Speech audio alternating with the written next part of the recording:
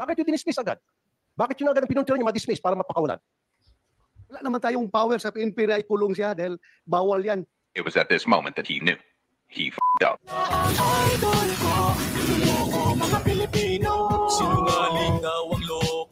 Continue ko po yung line of questioning ko. Nasa inyo yung custody itong si Major as a primary suspect. Tama?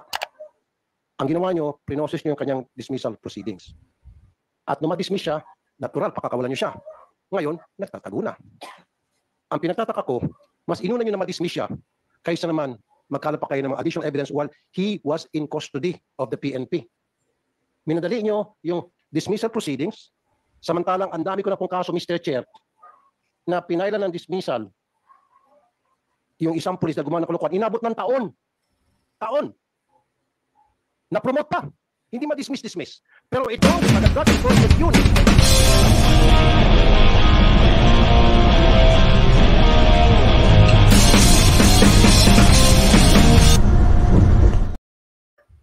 Hey guys, what's up? My name is Sean Wayne and today, alika, pag-usapan natin itong nangyari sa Senate hearing tungkol sa isang dating beauty queen contestant, no, na from Batangas. Na ang involved dito ay yung isang police major na nagkaroon siya ng relasyon.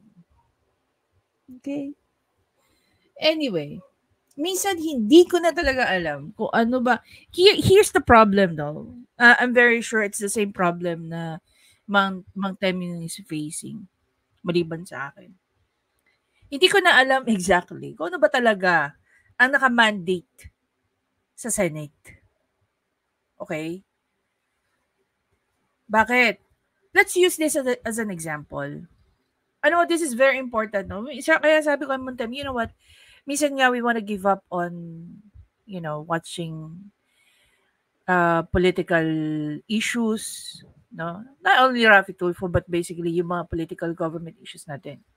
Because iba yung nakikita namin sa sinasabi ng mga libro in terms of mga mandato ng mga politiko natin, from the executive down to the legislative. Alam naman natin ng judiciaries, they're not really into this. Bakit? Kasi ang judiciary natin, they're just into the interpretation of the law na ginagawa ng mga legislators natin. Hindi ko na rin alam nasaan ang limitations, okay, ng legislative at saka ng executive. Kasi kung makikita natin, especially right now, no, maraming ginagawang functions ang legislative na pang-executive. Nagko-crossover na sila. Ano yung sinasabi kong iyan? Alam niyo yung mga yung tupad, yung pamimigay ng tupad. Di ba nakikiepal na dyan ang mga mga legislators natin? Oh, with the face of Raffy Tulfo, Erwin Tulfo, sino pa? Pati kapatid na wala namang posisyon sa gobyerno. 'Di ba? Don't tell me si Wanda Tulfo staff ng ACT-CIS. Pati yung anak ni Raffy Tulfo. 'Di ba? O ngayon, punta tayo dito. Anong kailangan nilang gawing batas para imbestigahan itong issue na to? When in fact, may mga batas na nasasaklaw na itong mga issue na to.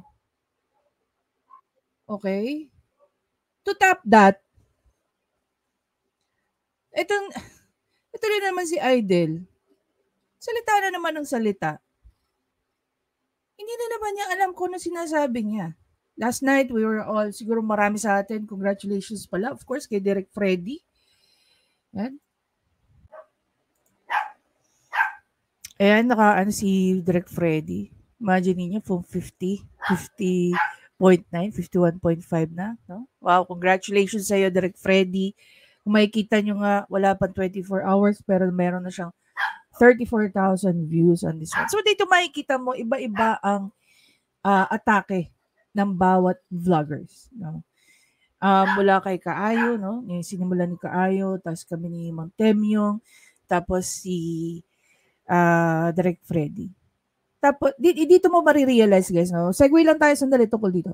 Dito mo marirealize, guys, no, na hindi kami nagpaparot kay Attorney Libayan. Kasi even Attorney Libayan, iba rin ang kanyang approach sa mga topics na kino-cover niya. Yes, there are instances that we agree with what he says.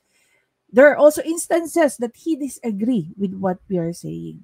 Very vocal naman dyan si Attorney Libayan. It's the same way with with the Direk Freddy. Napakaganda ng mga naging tanong niya. Ang atake dito ni Direk Freddy is very much yung tawag dyan, more on ano siya eh.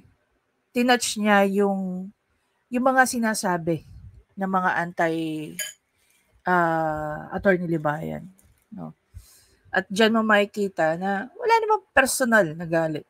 Which is, later on, pag-uusapan natin itong interview na to. Magre-react tayo dito because yung mga tanong dito ni Direk, very juicy. Maraming tanong na nasagot si attorney Libayan dito na matagal nang hindi pinapansin. Dahil, sabihin na lang natin kahit sagutin kasi ni attorney Libayan, mga sasagot niya dyan, gagawin lang issue at babalik na rin siya. We know how it works with the other camp. Anyway, so balik na tayo rito kay Idol.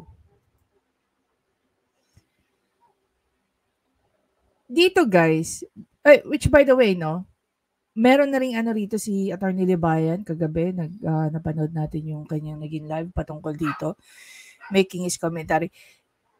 Bakit ko nga ba pinakita yung interview kay attorney Libayan? Kasi there was this one question, no, ni Direk Freddy. Okay. May tanong siya dito. Ang tanong niya, bakit mo ito ginagawa? Kay Raffy Tulfo. Okay? Now, kung babalik tayo dito sa Senate hearing or inquiry na ito, na supposedly hindi na kailangan gawin.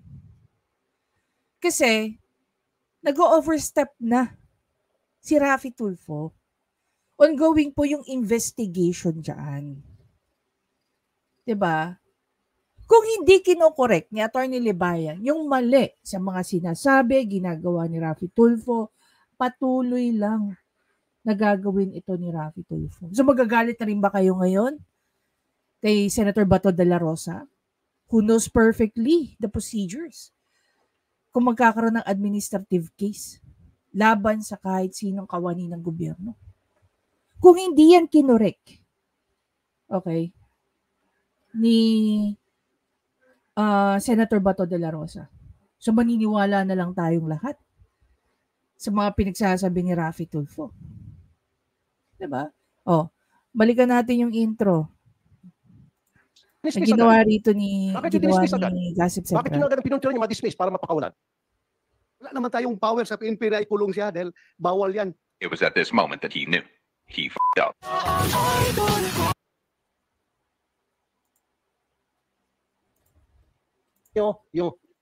Diba? So kung hindi siya kinorek dyan ni Bato de la Rosa, ni Senator Bato de la Rosa, so lahat tayo maniniwala na lang, yan pala yung procedure. Sa mga hindi nag-aaral ng batas, okay, ganyan pala yung procedure. Siyempre kami pinagdadaanan namin yan. As it is, may subject akong admin law. Sino ba ang nag-i-impose ng administrative case? Sino ba nag-i-impose ng penalty ng administrative case? Diba? Ano ba ang common penalties ng administrative case to start with? Bakit nga ba siya dinismiss? Ano ba ang unang inanon sa kanya doon sa police? Clearly, umamin yung police na meron siyang kaugnayan doon sa tawag dito, sa beauty queen. Okay? So that's immorality. So it's in immorality. Ang immorality po sa mga government officials, no, or government employees, lahat po ng nasasakupan ng Civil Service Commission, dinidismiss po outright. Pag napatunayan, umamin yung pulis na meron siya kaugnayan dun sa beauty queen Pero hindi siya umamin na may kinalaman siya sa pagkawala, sa pagkamatay. So yun yung kailangan Palibasa kasi kay Idol, para sa kanya. Okay, para sa kanya. Siya nagbibintang, kailangan i-prove na binibintangan niya na hindi totoo yung sinasabi nila. Or yung sinasabi niya. Pero yung totoo po, kung sino ang nagbibintang, you have to prove it in court na totoo yung sinasabi mo. Kaya nga nagkakaroon ng investigasyon Diba? Kaya nga nagkakalap, no, ng mga ebidensya, mga pulis, laban dun sa pulis. With Idol, wala siyang alam sa ganyan. So gumagawa siya ng policy niya straight away. He's a one-man team. He does all the policy himself. Diba? Kung ano lang maisip niya. Dismissal proceedings, samantalang ang dami ko na pong kaso, Mr. Chair, na pinailan ng dismissal yung isang pulis na gumawa ng kalokohan, inabot ng taon. Ang tanong, kailan niya ginawa yun? Kailan niya final yun? Nung siya ay broadcaster sa RTIA? Guys, you have to understand din, no? You have to understand din na ang pagpa-file po ng kaso laban po sa isang government official, dapat ikaw ang party of interest. Dapat ikaw yung tao na sabihin nating, what do you call that? Ikaw yung tao na affected sa ginawa ng tao niyon. Hindi yung, okay. Kasi tatanungin ka, bakit ka nagpa-file ng ano? Diba kung si Raffy Tulfo nga, no? The way he said it. Oh, pakinggan natin. Na pinailan ng dismissal, yung dismissal proceedings, samantalang ang dami ko na pong kaso, Mr. Chair. Ang dami niya ng kaso. Bakit? Ano ba ginawa sa kanya ng mga pinakasuhan niya? Ako ba, halimbawa, mag-file ako ng kaso sa isang pulis? Wala namang ginawa sa akin, pero may ginawa dun sa lumapit sa akin. Do you really think i-entertainin niya na civil service? Okay? Or even ng legal ng halimbawa ng PNP? Sige nga kayo matanong ko. Kung hindi ako ang kung hindi ako ang party of interest. 'Di ba? Saka eto na lang balikan natin sinasabi ni Raffy Tulfo. Siya daw. 'Di ba? Wait, balikan natin. He was in custody of the PNP. Minadali nyo yung dismissal proceedings, samantalang ang dami ko na pong kaso, Mr. Chair, na pinailan ng dismissal yung isang pulis na gumawa ng kalokohan, inabot ng taon. Taon. So ano ng mga kaso yung ginawa ni Raffy Tulfo? Ano bang ginawa sa kanya ng mga pulis na ito? Yung siya ha? Yung siya. Kung i-discuss ba rito ni Raffy Tulfo yung mga final niyang kaso, o kaya sabihin na lang natin, ano yung reason ng pagpa-file niya ng kaso? Again, babalikan natin, siya ba ang party in interest? Kasi ako ngayon, tinutulungan ko yung nanay ko eh. We're filing a administrative case sa 2 empleyado ng gobyerno. Oh. Tinutulungan ko lang siya kung paano gagawin.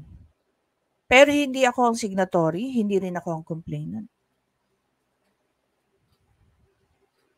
Bakit? Kasi outright i-dismiss yan ng legal department. Ikaw ba ang tao? Ikaw ba directly ang affected dito sa reklamo na to? Ikaw ba ang nadehado? Baka nga totoo yung sinasabi ni Raffy Tulfo na siya yung nagpa-file kasi siya yung affected. It's very interesting na marinig natin sa kanya. Kung ano mga final niya na administrative cases against sa mga police. Diba? Na-promote pa. Hindi ma-dismiss. Pero itong taga-drug enforcement unit, there was a time na naging favorite ko siya. Okay? Because we had a common hindi naman common enemy. Pero makaaway si Devolsinas. Pero tinira si Devolsinas. Tanong, did he file an administrative case against Devolsinas during pandemic? Diba? Kasi if yes, then that's very interesting. Ano yung nangyari doon? na-dismiss in a matter of months. Ang bilis. Is he talking about Devolsinas? We don't know. Diba? We don't know. Kasi if you recall, no, doon sa mga nakasubaybay nung panahon ng pandemic, I was bored. Talagang sinundan ko yung mga ni Debolsinas, the way he attacked Debolsinas or the way he criticized Debolsinas at that time. Doon nagkaroon ng pitak, no, yung pagkasaludo ko kay Tatay Digong. Na kala ko ba dito sa taon to, diretso to. Bakit naging untouchable si Debolsinas sa kanya? Diba? That for me was a major bullshit. Kaya never kong i-claim na ako ay isang DDS. Dahil doon pa lang, no, ako diretso ang pagiging, diretso yung pagiging, what do you call that? Pagiging supporter ko sa mga politiko as long as diretso sila. Pero pag napitakan sila, no, nagkaroon sila ng mga crack, then that ends my support. However, I still believe Tatay Digong. You know, the same way that I believe Bongbong Marcos right now. Kasi kung pagsisisihan ko na binoto ko si Bongbong Marcos or si VP Sara or si Robin Padilla, parang sinabi ko na mali yung naging judgment ko. And I will always claim na never naging mali ang desisyon ko. So, hindi ko pagsisisihan na binoto ko yung mga yan. Kahit at some point, may pumapalpak na sa kanila. Diba? Yun yung pagiging kritiko natin. I-praise natin yung mga tao when we see something good na ginawa nila. And we call them out. Pero yung mga sumosobra na, huwag naman po tayo mag-content only because kailangan lang natin ng content. Maging constructive po tayo. Diba? Like, ito, si Raffy Tulfo. Ngayon, yung sinasabi niyang yan. No? If I'm not mistaken, kung yan sinasabi niya is about Debolsinas, sinasaluduhan ko siya nun. Tungkol kay Debolsinas. Dahil pareho kaming nainis sa ginawa ni Debolsinas at sa naging respond ni Tatay Digong sa issue na yan. Okay? Pero ngayon, dyan sa sinasabi niya, I don't know how true. Siyempre, na-dismiss na. Kaya nung tanong kanina si Senator Tolentino, at large. Kung hindi yun sana pinala mo na dismissal proceeding, nakahold sana siya ngayon sa PNP. Habang continuous yung inyong investigation at pagkalat ng ebidensya against him. Bakit yung dinismiss agad? Bakit yun agad ang pinuntulan niya ma-dismiss para mapakawalan? Your Honor, if I may. Yeah, go ahead. First of all, meron po tayong proseso, yung motu proprio investigation being conducted by RIAS and meron pong timeline na sinusundan. So, nasunod namin yung timeline. Actually, sir, nadili pa nga ng konti yung pagka-dismiss niya. So, pasok po kami sa timeline. Hindi namin ito binilisan or nothing else. Wala naman po kaming balak na hindi sana i-dismiss, whatever. But we just follow the procedure. And kagaya ng sabi ko kanina, Okay, nadili pero pa sir, po di yung ba hindi pa siya pagka-dismiss guilty? namin sa kanya. Suspect pa lamang siya, di po ba? As such, meron pa siya mga karapatan, di ba? So, why dismiss a person na you don't have enough proof na siya nga talaga yung kriminal? Very stupid. Alam mo, pinapanood ko nga ewan ko, Attorney Libayan is becoming more sarcastic than ever. In terms of, yung sarcasm niya, the way he uses sarcasm is to make people laugh.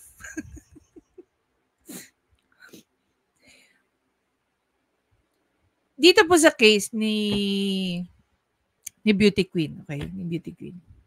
Meron po kasing administrative at may criminal po. So, since nung inimbestigahan itong lalaki, itong si police major ba yun? No, yung police. Nung inimbestigahan siya, inamin niya lang yung kaugnayan. Na nagkaroon siya ng relasyon doon kay Miss Beauty Queen. Kaya outright, dinismiss siya. No? I-review niyo yung civil service penalties.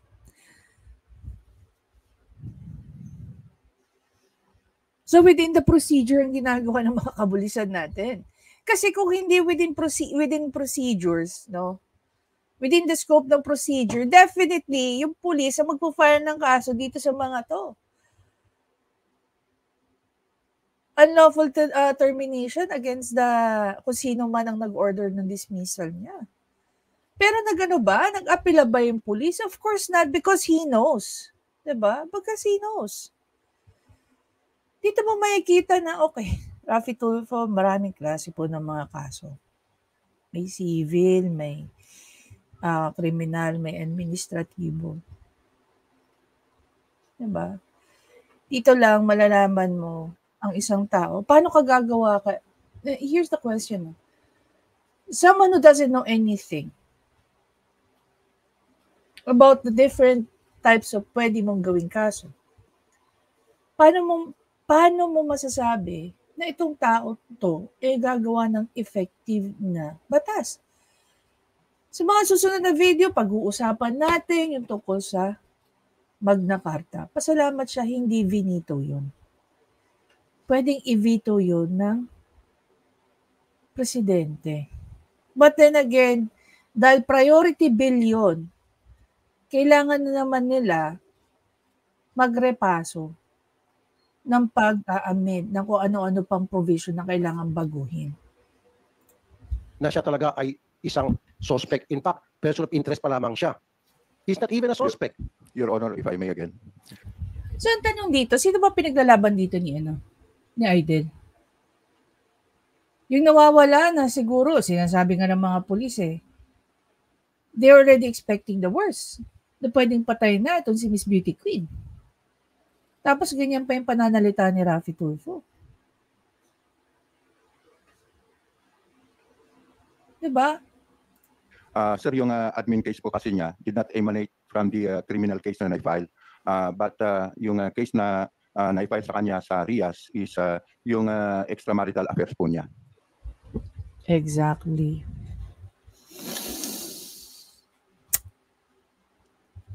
Your Honor. Inamin niya po ba na siya yung Yes! karelasyon niya itong beauty queen?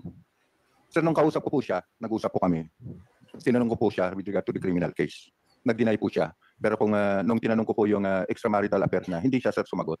So immediately sir, I ordered the RIAS 4A to conduct an investigation regarding dun sa extramarital affairs niya. So true to it sir, may mga ebidensyang nakuha yung RIAS natin. So yun yung dahilan kung bakit natin siya dinismiss. I understand that, Mr. Chair.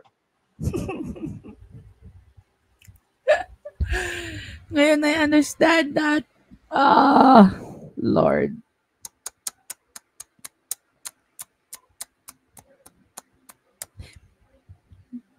Ito yung funny part, no?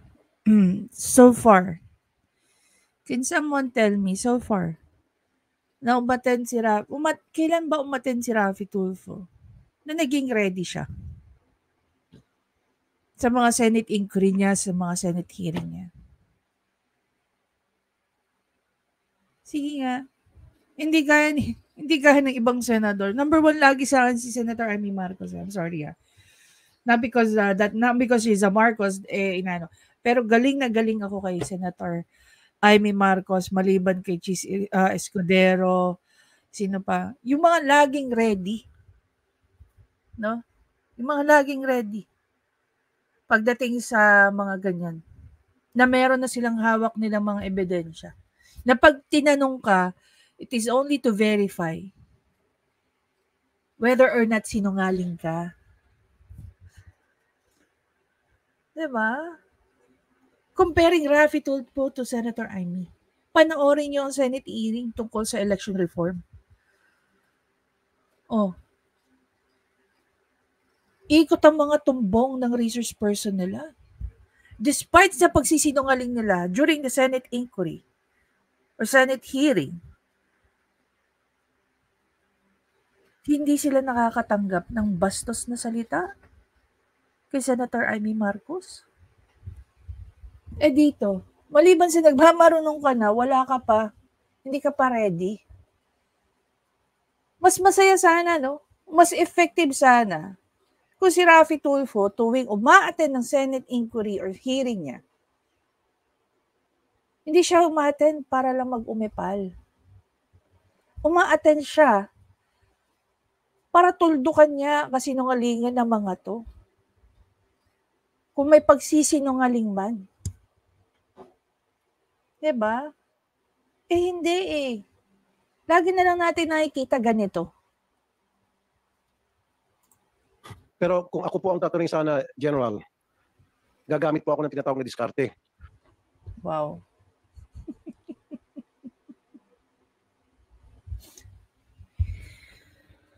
Kaya sasabihin ni Attorney Claire dito ay Raffy Tulfo? Kasi sinabi niya dun sa no? Kay nagsuggest si Attorney Claire kay Mariel Rodriguez Padilla. Nasabihan ng asawa niya magbasa-basa. Kaya sasabihin ni Attorney Claire dito kay Raffy Tulfo na hindi diskarte gamitin mo. Gamitan mo ng utak. Hindi puro diskarte. Not at all times, guys. Ang pagiging street smart will work. Diba? Pag ang book smart, gumamit na ng utak plus the learnings and the experience, wala ka na. At the end of the day, lahat ng taong magagaling na nakikita natin at napapanood natin, malaking percentage ng araw nila ay nagbabasa sila. They listen, they read more than they talk. Hindi gaya nito ni Aiden. Oh. Anong diskarte? Paano diskarte ang application mo dyan? Alam niyo ba, ang application ng law and even the study of law is very precise. It's always by the book, it's always by the rules. So ano to? Kung babalikan natin yung issue, no? Eto, no?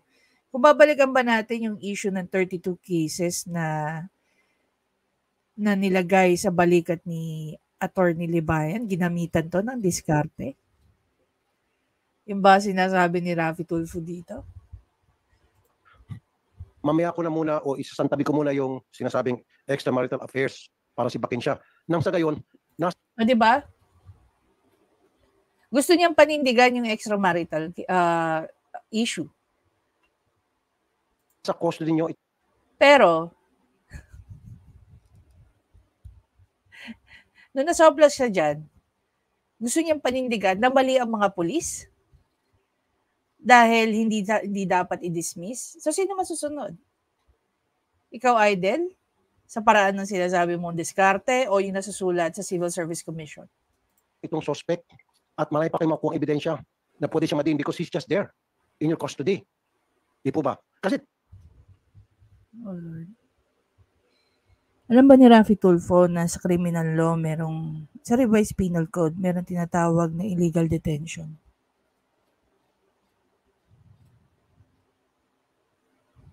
Diba? Unang-una sinabi na ni Senator Bato kanina, walang capacity or walang karapatan ng PNP na i-detain yung isang tao only because of administrative case. Kasi pag ginawa nila yon, pwede naman sampahan ang PNP ng illegal detention. total dininay niya di ba? So instead of focusing on the extramarital affairs, why would you just focus on him being a suspect? What the fuck?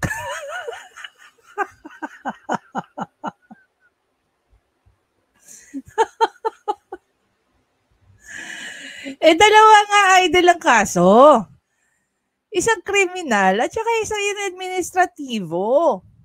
Diba? So, isasantabi natin yung administrative case. Uunahin natin yung kriminal. Yung ba yung gusto mo mangyari?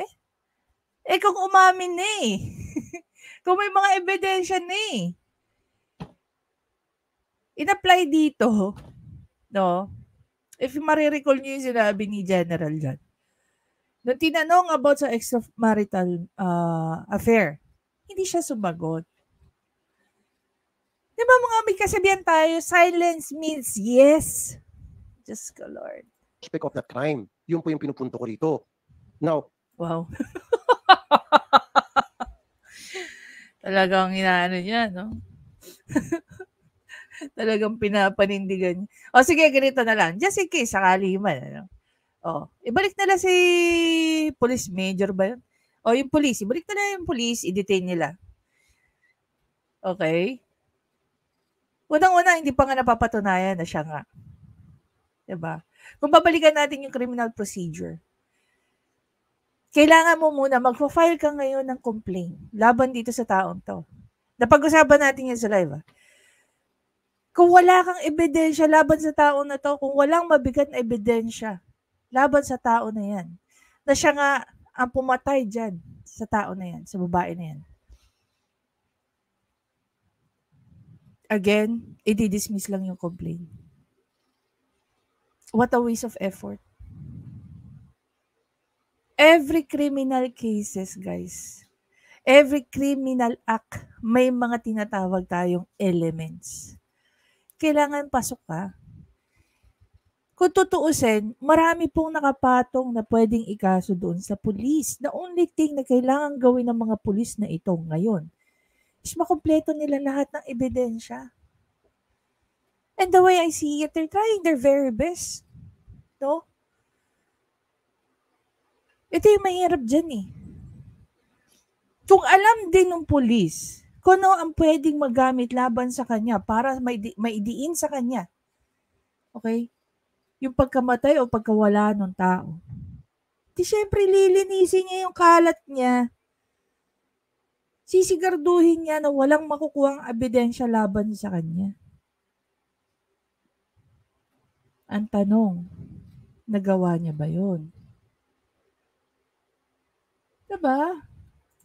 Kung siya po ay kung pinokos niyo po yung inyong investigation, him being a suspect, not him being immoral, then mas Wow.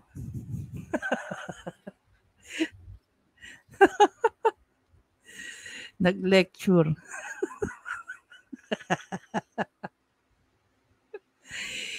Ewan ko, no?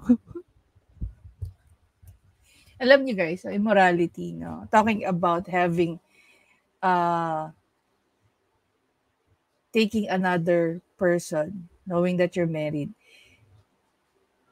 Ano na siya eh, it's against the law of God and it is also against the law of man.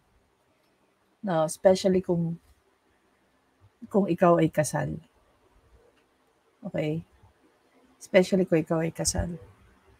We're not just talking about here na yung lalaki na involved dito. Kung siya ay single at girlfriend, let's say girlfriend lang niya yan. Hands off tayo dyan. Walang immorality dyan. Pero pag ikaw ay kasal at nakiapid ka, then that's a different ballgame. That's a different topic to discuss. And dito sa sinasabi ni Raffy Tulfo, dapat binibigyan niya ng diin whether or not it's just immorality. Immorality in itself is a crime. Diba? Sa taong may asawa. Kaya nga tayo merong mga batas tungkol dyan eh. We have bigamy. We have adultery. We have concubinage. And why is he taking it so lightly? Na pwedeng yung pamilya, yung lalaki, no, yung asawa nitong pulis, pwede siyang mag-file ng vowsy. Pwede siyang mag-file ng another case sa kanyang asawa. Under criminal law. Pwede siyang mag-file ng, diba? Why is he taking immorality so light? Na parang, it's just what? Pakikiapid. Ang pakikiapid is nakakasira sa mismong basic institution ng society na tinatawag nating family. malaki po sana ang pakinabang ng ating PNP. Wow. Ngayon, napabilis po yung extramarital affairs at siya po na-dismiss. At charge siya ngayon. If you need something from him, he can no longer be contacted. Who knows, baka tumakbo na siya ng kung saan lugar, lumabas ng bansa. Yun po yung point ko. And that's the problem of PNP. Not your problem. They're following procedures. Diba? Diba? Yung extramarital affairs, later na lang yun. Wow. Umamin. Si Raffy Tulfo kaya kailangan amin sa mga extramarital affairs mo. Pwede naman yun eh. It's just there. But this guy, he's already there. Hawak na natin, sir eh. Di ba? Wala siyang kawala. Kaso ang ginawa nyo, Kita niyo na.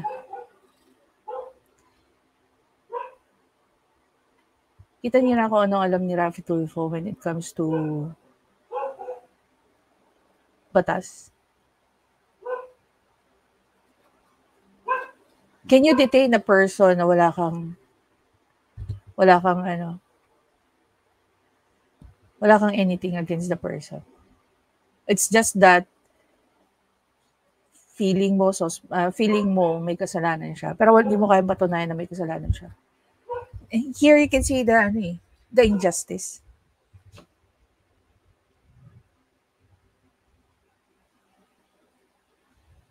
Diba? Kung ano lang may isip niya, gawin niyo. Sa bagay, magugulat pa ba tayo sa programa nga niya? Pag sinabi niyang scammer yan, magnanakaw yan, babaero yan, without even any evidence against the person, he'll just say it. So how much more dito? Pinayagan nyo ng dismissal, illicit extramarital affairs, kailan siya pakawalan, di ba? Kasi wala sa PNP. And then off he goes. Lord. Tama po yan. Anyway, General Lucas, siguro, ako, sariling kong tsuri ito. Sariling theory. Diyos ko naman, Senator Bato. Alam nyo, ako, I don't expect Senator Bato na anuhin niya, no? Protektahan niya ang mga PNP. Lalo-lalo na dating siyang pulis. Lalo-lalo na dati siyang PNP chief. Pero sana, pag may mga nakikita siyang below the belt na sa pag-aatake sa mga taga-PNP, lalo-lalo na ginagawa lang nila ng mga taga-PNP ang mga procedures na dapat nila na-apply sa isang kaso, sa isang senaryo, sa isang event. Sana man lang inaano ni Senator Bato, no? Itinatama niya yung maling kaisipan ng mga taong gaya ni Raffy Tulfo. Major De Castro, whether or not dinismiss niyo siya administratively, kahit na hindi niyo siya dinismiss, kung gano'n siya ka-guilty, mag-atlar talaga yun, sisibat talaga yun. Sisibat talaga yun. Kasi sabihin mo, kahit hindi niyo dinismiss yun, wala naman tayong power sa PNP na ikulong siya dahil bawal yan. Wala. Exactly.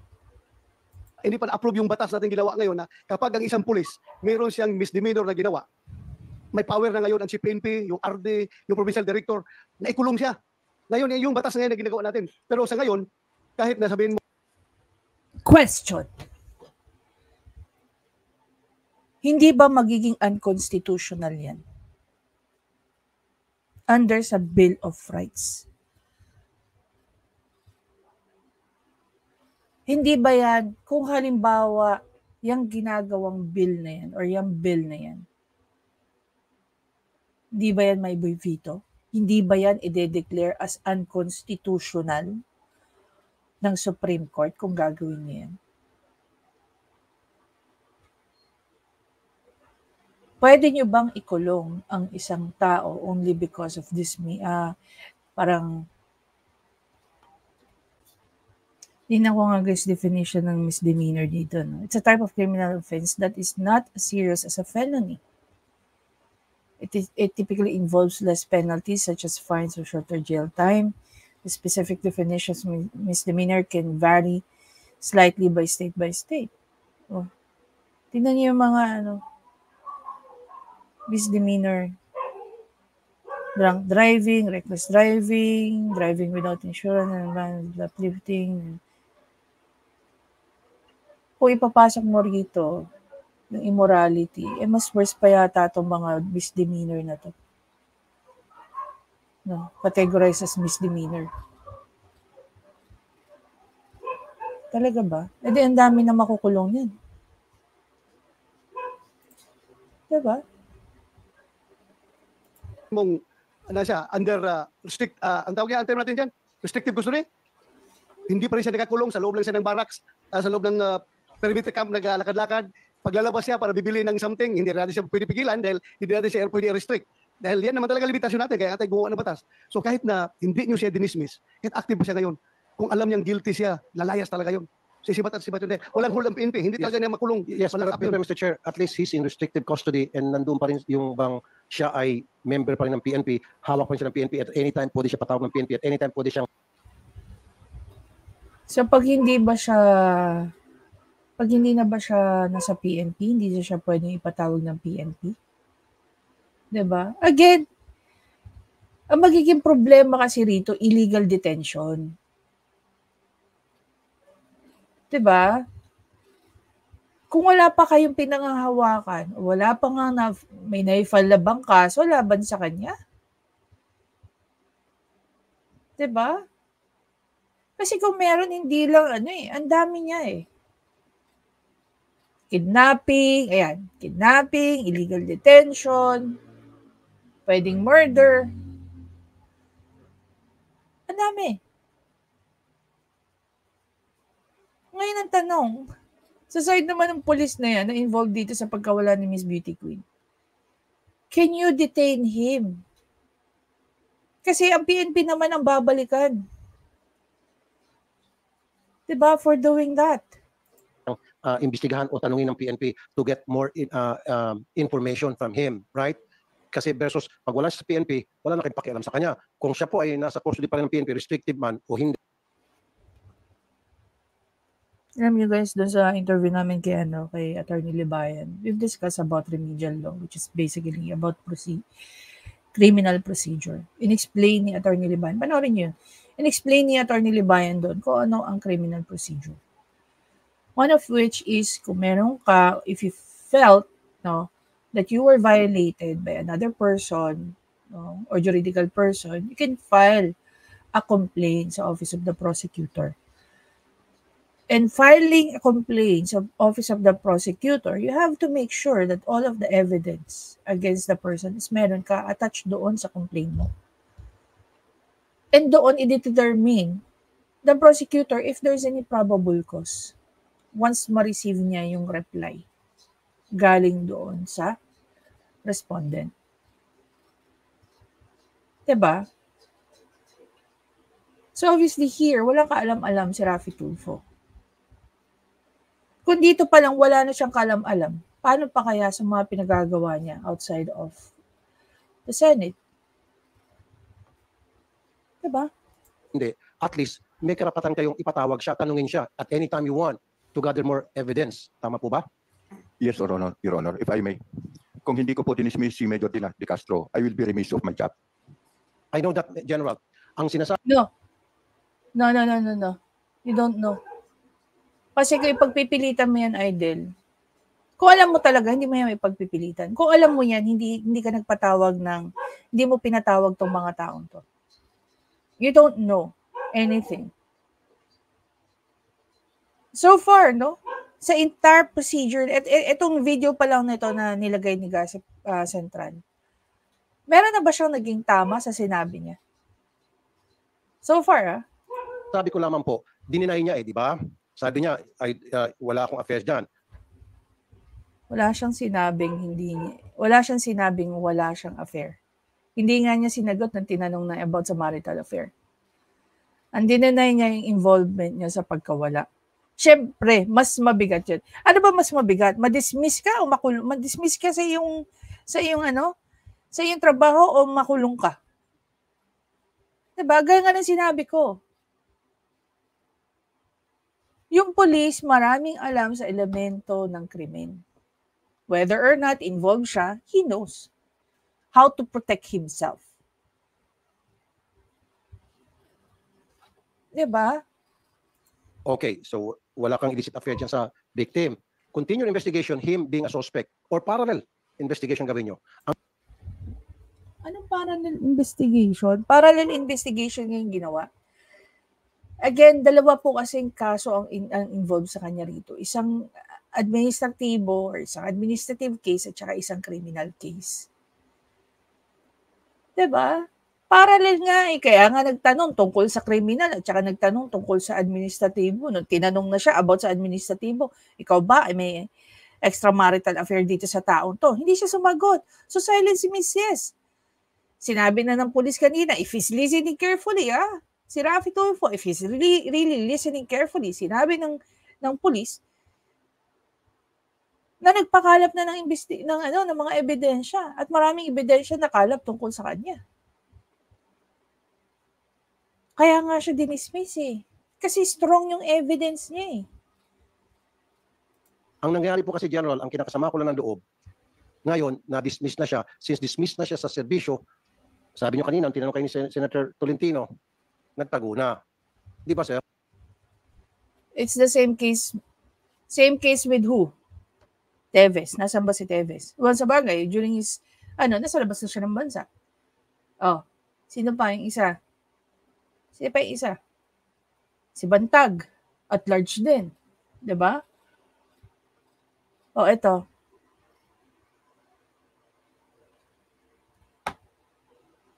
Kasi meron din silang mga karapatan na pwede kayong balikan. Diba? Again, it's illegal detention. Kung wala pang napapatunayan, no, wala pang ebidensya at na-file na complaint against dito sa taong to o kaso, then he is still exercising. Alam nyo, ang batas natin, guys, lalo na sa criminal, na hinaano nga nila, mas pinoprotektahan actually ng batas sa mga accused than the victim. Nagtago na siya. Alam niyo ba kung nasaan siya? Your Honor, hindi naman po nagtago. Actually, kausapan namin kagabi until O sabi niyo at large? 2 a.m. At large, ibig sabihin, pag-gala lang. Ano ba yung na-confuse na ba si Raffy Tulfo sa pagiging at large at sa pugante? Sa fugitive? Large po sa... Technically, sir, he's not in our custody. Okay, so he's not arrested. So alam niyo po, So as far as this committee is concerned, hindi pa siya at large. Dahil nagko-communicate pa siya eh. May letter pa siya eh. Your Honors, I humbly apologize for inability to go to your committee, honorable committee's invitation. Yes, signed, Police Major Alan De Castro. Meron pa siyang representing law office, Benitez Law, Ferdinand Benitez. So, kaya pa siya makontak to lawyer. Your Honor, actually kausapan namin siya kagabi. And, So, andyan pa pala, andyan pa. he was about to join the proceeding. However, he was prevented by his lawyer. So, ang i-request sana namin to this honorable body is to issue a subpoena para mapilitang pumunta rito sa hearing, Your Honor. Hindi mo na kailangan request yan. Nasa isip niya ni Senator Tulfo. Tumatik yan ngayon before this hearing ends. kasi ang pagkakalam, Mr. Chair. I will make the motion. Thank you. Akala ko, Di ba? Oh, Lord.